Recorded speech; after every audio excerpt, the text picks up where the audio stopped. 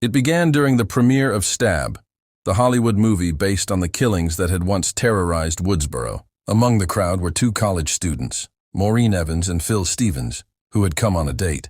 Phil left for the bathroom during the film and noticed someone in the stall beside him whispering. Then, without warning, a knife stabbed through the divider and killed him.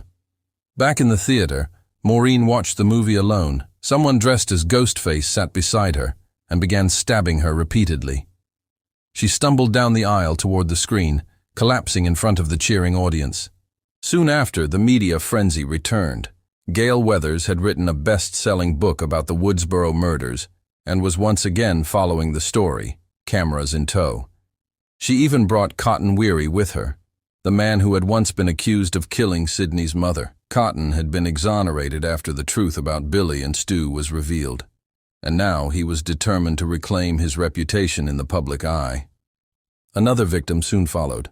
Cece Cooper, a sorority student, was alone in her house when the phone rang. The familiar taunting voice on the other end of the line toyed with her before attacking. The struggle was brutal, and it ended with Ghostface throwing her off a balcony to her death. Sydney watched from across the street as police lights filled the area. Then Sydney's phone rang.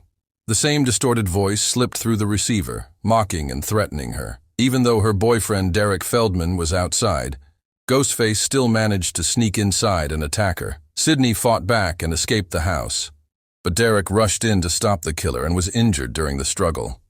Ghostface vanished into the night.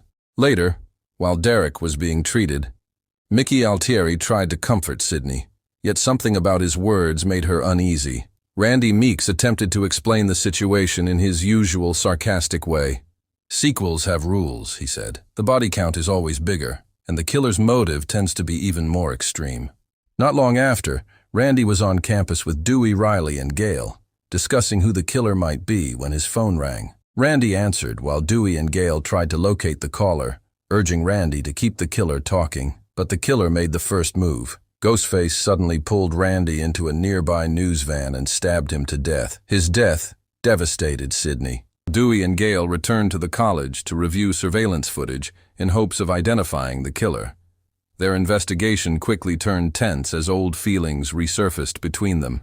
Suddenly another tape began playing, one recorded by the killer himself. Dewey rushed off to intercept Ghostface, but the killer had already targeted Gale. He chased her through the building until she managed to lock herself inside a room. Sydney was later being escorted to a safe house with her friend Hallie McDaniel. Derek had been captured earlier during a fraternity initiation. Ghostface attacked the police escort, killing the two detectives.